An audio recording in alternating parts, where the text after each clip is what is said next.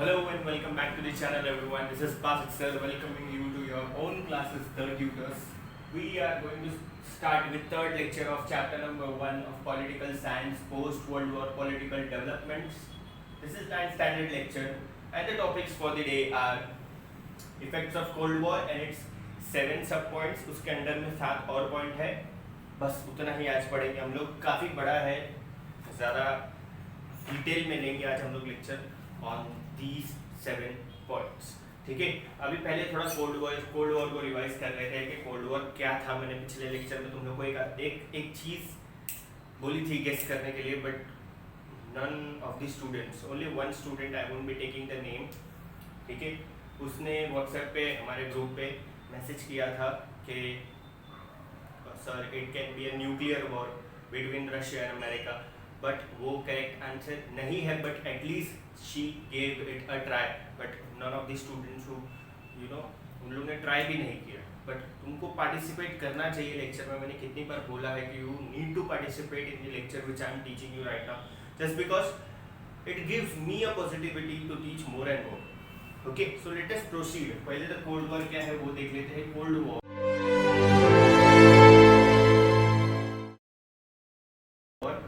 is a war fought between Russia, that is Soviet Union, and America. Russia versus America. ठीक है, इनके बीच में ये वॉर तकरीबन 45 इयर्स तक चली. ठीक है, इनके बीच में ये वॉर 45 इयर्स तक चली. 1945 से लेके 1990 तक, समवेयर 1991 तक समवेयर चली. और ये वॉर में कुछ ऐसी चीजें हुई थी जो अगर हो जाती थी, हुई नहीं थी मतलब बस तैयारी में थी कि अगर हो जाती थी so it could have been the end of the world. ठीक है, सो वो चीज़ क्या थी वो आज हम लोग पढ़ेंगे. मैंने तुम लोग को वही चीज़ गेस करने के लिए बोला था, थोड़ा रिसर्च करके तुमको खुद पता लगाना चाहिए था. It is very simple. ठीक है, हमारे खुद के टेक्स्ट बुक में ही है वो चीज़. ठीक है, सो ये चीज़ के बारे में पहले कोल्ड वॉर समझ लो. रशिया एंड अमेरिका, इन दोनों के बीच में These were the allied powers of second world war. दोनों एक ही टीम में थे, बट कहीं ना कहीं वर्ल्ड वॉर 2 खत्म होने के बाद सेम टीम के मेंबर्स वो दोनों एक दूसरे के राइवल्स हो गए और इन लोग ने बहुत सारी ऐसी चीजें करना चालू कर दी जिसकी वजह से कोल्ड वॉर जैसी सिचुएशंस क्रिएट होना चालू हो गए. Okay, so let us proceed with effects of cold war. What they did, cold war में उन्होंने क्या किया वो आज हम लोग पढ़ेंगे. उस इफेक्ट्स में ही पढ़ेंगे. तो पहला पॉइंट है इफेक्ट्स ऑफ कोल्ड वॉर में creation of military organization. During the cold war both the super powers created, both the super powers Russia and America created military organizations. The respective superpowers took up the responsibility of the security of the countries, joining the military organization led by them. दोनों countries ने अपने खुद के military organisation को join करा के बहुत ज़्यादा, मतलब बोलते ना, रशिया ने बहुत ज़्यादा मतलब army forces, air forces, navy, ये सबको बहुत ज़्यादा इम्प्लीमेंट करना चालू किया. हाई लेवल पे उन लोग ने मिलिट्री को बढ़ाना चालू किया, दोनों ने, अमेरिका और रशिया ने. NATO, that is North Atlantic Treaty Organization, was a military organization under dominance of America, while the Warsaw Pact was a military organization under the command of Soviet Union. Soviet union यानी कि Russia के under में जो military organisation था उसका नाम क्या था, वॉर्सो पैक्ट. और NATO, that is North Atlantic Treaty Organization, जो कि एक ऑर्गेनाइजेशन ऐसा था, मिलिट्री ऑर्गेनाइजेशन जो अमेरिका के अंडर में आता था. दोनों ने बहुत बड़े बड़े मिलिट्री ऑर्गेनाइजेशन को ज्वाइन कर लिया. किसने, रशिया ने और अमेरिका ने. America joined NATO, that is North Atlantic Treaty Organization, and Russia joined Warsaw Pact, an organization which is for Russia. NATO is an organization which is for America. Both the organizations, both the countries started to develop more and more military power just to make sure they both are powerful from each other. Russia is powerful from America, America is powerful from Russia. यही दोनों कर रहे थे 45 years तक. Now this is the point which I was talking about in the last lecture, which I wanted to bring about. तुम लोग guess करो. Second point जो भी हम लोग पढ़ने वाले हैं, यही पॉइंट के बारे में मैं बोल रहा था तुम लोग को कि तुम लोग पता लगाओ कि क्या है ऐसी चीज जिसकी वजह से पूरा वर्ल्ड खत्म हो सकता था, और वो है bipolarization of the world. During the cold war most countries of the world joined either of the two superpower blocks. Such a division of the nations of the world in two groups is bipolarization. The scope of the Cold War increased due to this. The sphere of tense spread. अब ये paragraph पढ़ने के बाद आपको ऐसा लगता होगा कि सर ये क्या बोला आपने, इतना सा छोटा सा पैराग्राफ, उसमें पूरी दुनिया कैसे खत्म हो सकती है. There are 207 nations right now. वो टाइम पे होंगे 200 कंट्रीज, पहले डिवाइड नहीं हुए रहेंगे. ये 200 कंट्रीज, जितनी भी कंट्रीज इस दुनिया में है, सब कंट्रीज ने, आधी कंट्रीज ने रशिया को ज्वाइन करना चालू किया, आधी कंट्रीज ने अमेरिका को ज्वाइन करना चालू किया. अल्टीमेटली पूरी दुनिया इस वॉर में शामिल हो रही थी धीरे धीरे. अगर ये कोल्ड वॉर नहीं खत्म होता और पूरी दुनिया आधी रशिया के साइड और आधी अमेरिका के साइड होकर फाइट करना चालू कर देती, if they implemented the actual war and not the Cold War, then the world would have came to an end. सोचो ना, पूरी दुनिया बस आपस में लड़ रही है. कितना बड़ा प्रॉब्लम क्रिएट होता था वो, कितनी बड़ी सिचुएशन होती थी, war type situation. World war 1, world war 2 तो उसके सामने कुछ भी नहीं रहता था, है कि नहीं. So this became a very serious issue when the war started to implement its bipolarization. Russia ने आधी कंट्रीज को चुनना चालू किया, अमेरिका ने आधी कंट्रीज को चुनना चालू किया. अगर उन लोग वॉर कर लेते तो पूरी दुनिया में वॉर चालू हो जाता. पूरी दुनिया, not a single country would have left behind. पूरी दुनिया और हर कंट्री एक दूसरे को बस मारने पे तुली रहती, और इससे बहुत बड़ा इशू क्रिएट हो सकता था. बहुत ज़्यादा टेंस क्रिएट हो सकता था, बहुत ज़्यादा डिस्ट्रक्शन क्रिएट हो सकता था. दुनिया में पॉपुलेशन एक्सटिंक्ट हो सकती थी ह्यूमन बीइंग्स की, अगर ये सब स्टॉप नहीं होता तो. Okay, I hope you will have understood this paragraph of bipolarization. This is the most important thing. इसमें एक और चीज है आगे जो बाइपोलराइजेशन के जस्ट ऑपोजिट है, जो इंडिया बहुत प्राउडली बोल सकता है कि वो इंडिया ने इंप्लीमेंट किया था. India was the founder member of that particular thing. आगे क्या है वो पढ़ते हैं. सस्पेंस बनाने का लेक्चर है ये. Arms race. The superpowers started producing arms on a large scale to outsmart each other. They started a rivalry to make more and more destructive weapons and to acquire the technology required for the same. But soon both the superpowers realized that the arm race may endanger international peace. Hence, efforts towards arm control and disarmament also happened during this period. Arm race. Arm race मतलब क्या? Mango वाला race नहीं. Arm मतलब ammunitions, arms and ammunitions, guns, weapons वगैरह वो सब बनाना उन लोगों ने चालू किया. And this particular thing resulted in huge production of arms and ammunitions. Russia started to make arms and ammunitions. America started to make arms and ammunitions. जितना अमेरिका ने बनाया रशिया उससे ज़्यादा बनाना चाहती थी, जितना रशिया ने बनाया अमेरिका उससे ज़्यादा बनाना चाहती थी. ऐसे करके they started to build more and more arms and ammunitions. Arms and ammunitions में एक पिस्तौल वो सब गन वगैरह नहीं आता है, खाली टैंक्स, तुम्हारा फाइटर प्लेन्स, तुम्हारी बड़ी बड़ी नेवी शिप्स, हर एक चीज आती है. वेपन्स, डिस्ट्रक्टिव वेपन्स, जिससे दुनिया को खत्म किया जा सकता है, बहुत सारी चीजें उन लोगों ने बनाना चालू की. But ultimately after few years, as they are superpower, they are knowledgeable, they are literate, they realized that this can be dangerous for the world and its peace. So they agreed to get disarmament.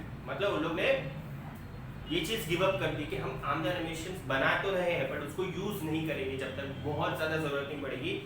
हम इसको और produce नहीं करेंगे, हम लोग world peace को disturb नहीं करेंगे, हम लोग एक दूसरे के वॉर टाइप सिचुएशंस को कंट्रोल में रखेंगे. ऐसा सब उन लोगों ने सोचा. ठीक है. So what happened here is Russia and America, they agreed with one thing during the Cold War, that they will do disarmament act. ठीक है. They will not produce more and more weapons just to stop the production of weapons as well as not to disturb the peace of the world. Okay, moving further, we have creation of regional organizations. Developing nations created regional organizations at regional level in order to ensure mutual cooperation in the context of superpower rivalry. They felt that economic development was more important. European countries came together and formed the European Economic Community, while the Southeast Asian countries, that is Singapore, Thailand, Malaysia, Indonesia, Philippines, etc., established Association of Southeast Asian Nations, that is ASEAN, ASEAN. Okay. Now, certain regions and its countries started to develop their own organizations, like Southeast nations है Asia के, European Nations हैं, different types of nations across the globe started to make their own organizations in order to develop themselves. अब तुम लोग बोलोगे sir कि ये war type situation चल रही है, अचानक में इन लोग अपना ऑर्गेनाइजेशन क्यों बना रहे हैं?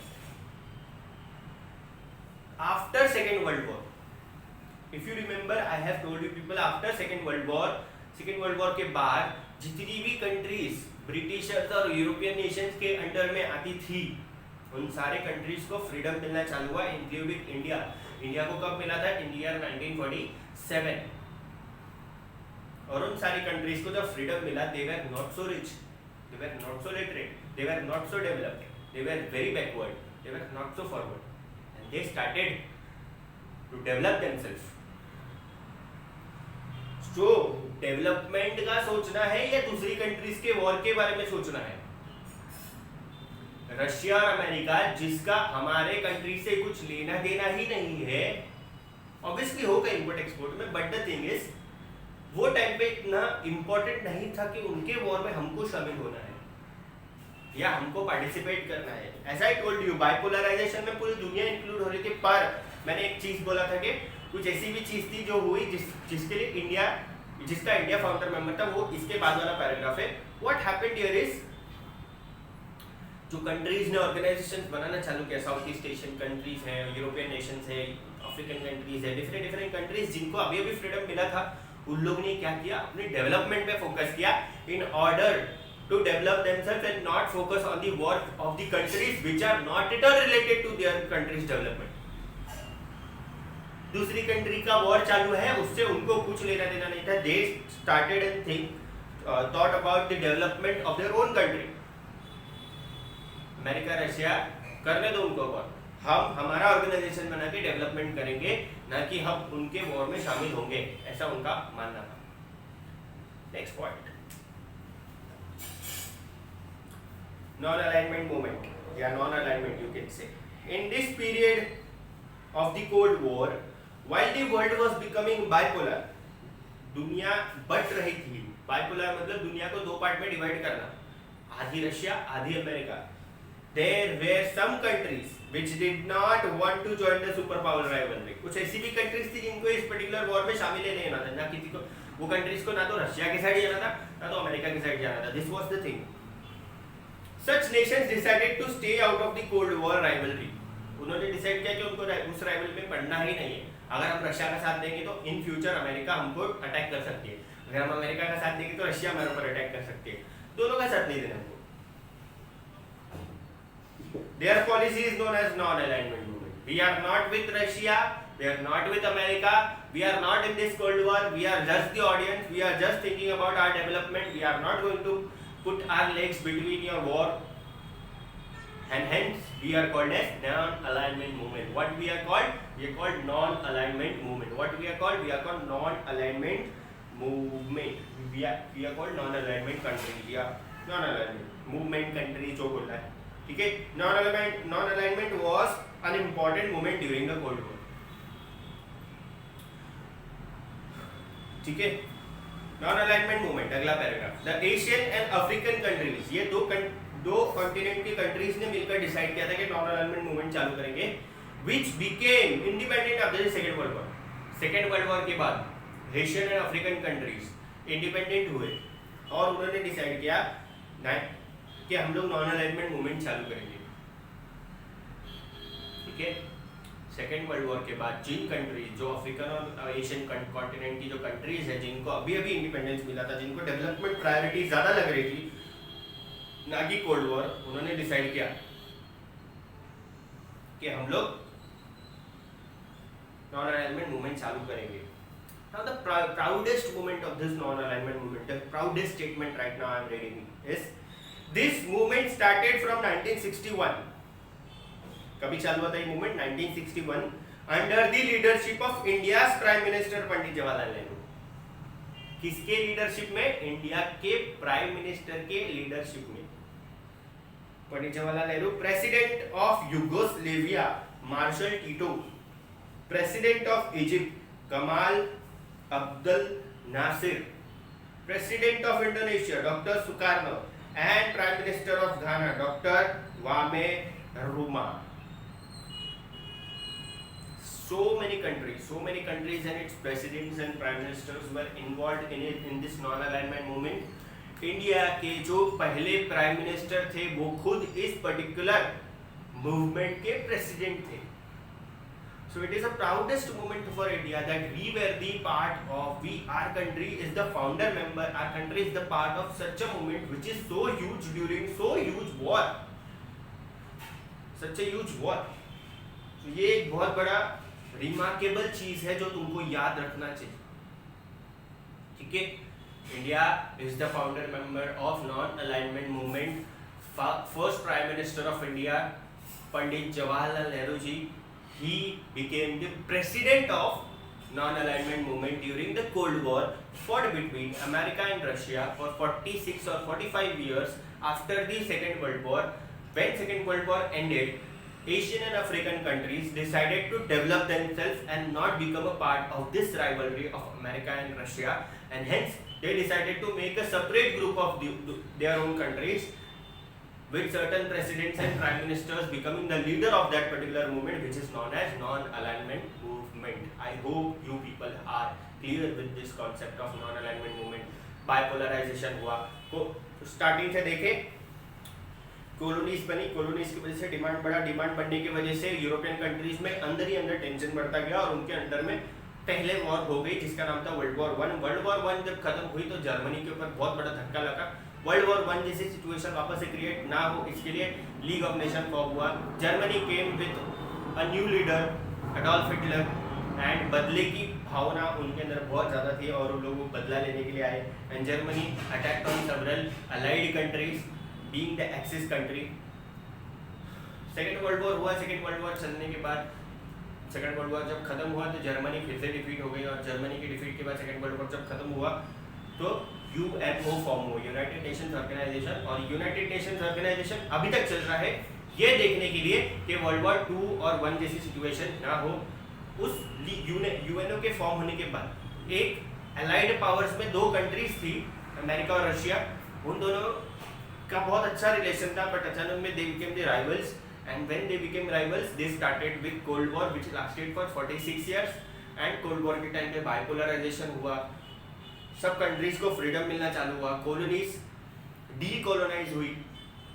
एशिया और अफ्रीका कॉन्टिनेंट जो ब्रिटिशर्स के और यूरोपियंस के अंडर में था वो फ्री हुआ और उन लोगों ने डेवलपमेंट को प्रायोरिटी दी, ना कि बाइपोलराइजेशन को, ना कि रशिया की टीम में जाना है हमको, ना कि हमको अमेरिका की टीम में जाना है। We don't want this war to be a part of our country, we are not developed, we want to develop ourself and not become a part of this cold war. This was their priority. इसलिए उन्होंने non alignment movement चालू किया different presidents and prime minister के under में, जिसमें India भी एक part था, जो first prime minister of India के अंडर में चालू हुआ था, जिनका नाम था पंडित जवाहरलाल नेहरू जी, और वो प्रेसिडेंट बने नॉन अलाइनमेंट मूवमेंट के। He was the first prime minister of India. We have studied till here right now. आगे बढ़ते हैं। Evaluation of the non-alignment movement. The non-aligned movement has opposed colonialism, imperialism, racism. किसी को भी colour के basis पे जज नहीं किया जाएगा, जेंडर सेक्स रेशियो वगैरह वो सब कुछ भी नहीं उनका देखा जाएगा। सेकेंड थिंग, कोई कंट्री दूसरे कंट्री पे रूल नहीं करेगी, कॉलोनीज नहीं बनाएगी। एंड थर्ड है it has encouraged the resolution of international disputes by peaceful means. India led this movement under the guidance of Pandit Jawaharlal Nehru. India continued to actively support the movement afterwards as well. Even after the end of the Cold War, the importance of the movement has not reduced. ये जो non aligned movement था, इन लोग equality में believe करते थे और development में believe करते थे। इन लोग वॉर टाइप सिचुएशंस में बिलीव नहीं करते थे। They wanted to solve all the issues in a very peaceful manner. India में Pandit Jawaharlal Nehru was leading on behalf of India to this movement. India में आज भी ये मूवमेंट का बहुत ज़्यादा इम्पोर्टेंस है। कोल्ड वॉर खत्म हो गई है, बट आज भी उस नॉन अलाइनमेंट मूवमेंट को हम लोग याद करते हैं। आज भी नॉन अलाइनमेंट मूवमेंट बहुत ज़्यादा इंपॉर्टेंट रोल प्ले करता है इन दी हिस्ट्री ऑफ इंडियन पॉलिटिक्स। ठीक है,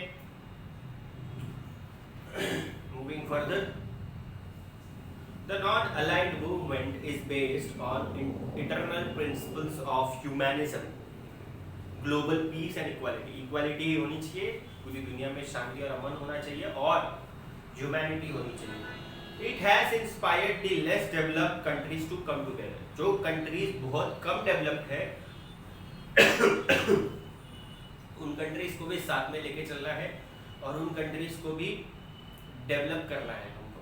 ये नॉन अलाइनमेंट मूवमेंट का मकसद था। It has encouraged the resolution of international disputes by peaceful means while taking a firm stand on disarmament, fostering human rights. The non-aligned movement put forth the problems of poor, undeveloped countries firmly. जो countries बहुत गरीब है, जो countries underdeveloped है, जो countries में खाने की भी कमी है, जो countries बहुत ज़्यादा illiterate है, जो countries में proper facilities नहीं है कोई भी चीज़ की, हर एक ऐसी कंट्री उनको बढ़ावा देने का काम नॉन अलाइंड मूवमेंट ने किया है। ठीक है, they are solving the problems of the world in a very peaceful manner. ठीक है, ह्यूमन राइट्स को बढ़ावा दिया, वो लोग ने पुअर कंट्रीज को हेल्प की, इंटरनेशनल डिस्प्यूट्स को पीसफुली सॉल्व किया, डिसआर्मामेंट एक्ट को बढ़ावा दिया कि कोई भी प्रॉब्लम को हम लोग को आर्म्स एंड एम्युनिशन से सॉल्व नहीं करना, we can solve it in a very peaceful way as well. Summarizing briefly, the significance of non-aligned movement has not reduced even if the Cold War is over. Cold War खत्म हो गया है, but अभी भी non-alignment movement का जो impact है लोगों पे वो खत्म नहीं हुआ है। It inspired the less developed countries to come together. It brought several new streams of economic and social changes into international politics. It gave these countries the confidence to assert themselves with self-respect in international politics. वो सारी countries जो backward है, जो गरीब है, उन सारी countries को हेल्प करने का काम नॉन अलाइनमेंट मूवमेंट ने किया है। वो सारी कंट्रीज को एक साथ लेकर उनको डेवलप करने का काम नॉन अलाइनमेंट मूवमेंट ने किया है। बहुत सारे इंटरनेशनल प्रॉब्लम्स को पीसफुली सॉल्व किया है नॉन अलाइनमेंट मूवमेंट ने, और बहुत सारे ऐसे सोशल और टेक्नोलॉजिकल चेंजेस है जो पहले नहीं थे बट अभी आ चुके हैं। ये नॉन अलाइनमेंट मूवमेंट का काम था। ठीक है, आज भी देखने जाओ तो कहीं ना कहीं वर्ल्ड में हम लोग सुनते हैं कि इतने सारे वॉर्स और इतनी सारी कंट्रीज एक दूसरे के ऊपर अटैक कर रही है, बेगुनाह लोगों को मार रही है। कहीं ना कहीं उन कंट्रीज के प्रॉब्लम्स को सॉल्व करना बहुत ज़्यादा ज़रूरी है। और ये नॉन अलाइनमेंट मूवमेंट जो शायद अभी exist, I don't know the existence of non alignment movement, वो इतना मैंने डीप में स्टडी किया नहीं है, बट अगर नॉन अलाइनमेंट मूवमेंट अभी भी एग्जिस्ट करता है so they will work for this particular thing. Okay, so I hope you like this particular short and sweet lecture. इतना भी छोटा नहीं था। हम लोग ने 7 पॉइंट्स डिस्कस किए, अगर 7 नहीं हुआ है गिन लो एक बार। तो मेजरली हम लोग ने इस पर्टिकुलर टॉपिक को कवर किया है, उसके इफेक्ट्स ऑफ कोल्ड वॉर को कवर किया हम लोग ने। वर्ल्ड वॉर, पहले कोलोनाइजेशन, इंपीरियलिज्म हुआ, इंटेंस पावर्स बढ़े, यूरोपियन नेशंस में वर्ल्ड वॉर 1 हुआ, वर्ल्ड वॉर 1 खत्म हुआ तो लीग ऑफ नेशन फॉर्म हुआ, लीग ऑफ नेशन खत्म हुआ तो वर्ल्ड वॉर 2 हुआ, वर्ल्ड वॉर 2 खत्म हुआ तो यूएनओ फॉर्म हुआ, यूएनओ फॉर्म होने के बाद कोल्ड वॉर हुआ, कोल्ड वॉर होने के बाद क्या हुआ वो हम लोग ने अभी तक पढ़ा ही नहीं है। ठीक है, कोल्ड वॉर होने के बाद कोल्ड वॉर की खत्म होने के इफेक्ट्स पढ़ेंगे हम लोग अगले लेक्चर में, और ग्लोबलाइजेशन ये चीज़ हुई 1991 में, वो पढ़ेंगे. So I am winding up my lecture over here. Okay, so if you are new to this channel, please do not forget to subscribe it. Share करो अपने फ्रेंड्स को और ज़्यादा से ज़्यादा लोगों तक पहुंचाओ इसको. We need more and more numbers in subscribers, we need more and more likes. अगर पसंद आया है यहाँ तक देखने के बाद तो लाइक कर दो. अगर यहाँ तक देखा है तो पसंद ही आया होगा. डिसलाइक का भी ऑप्शन है पर डिसलाइक करना नहीं है, लाइक ही करके जाना है. ठीक है. So I hope people have understood what I have taught you right now. अच्छा लगा होगा तुम लोगों को. ज़्यादा बड़ा लेक्चर भी नहीं था, ज़्यादा छोटा लेक्चर भी नहीं था. बहुत अच्छे से हम लोगों ने डिटेल में हर एक चीज़ को कवर किया है. This is Basit sir winding up my lecture over here. Thank you so much. Bye bye.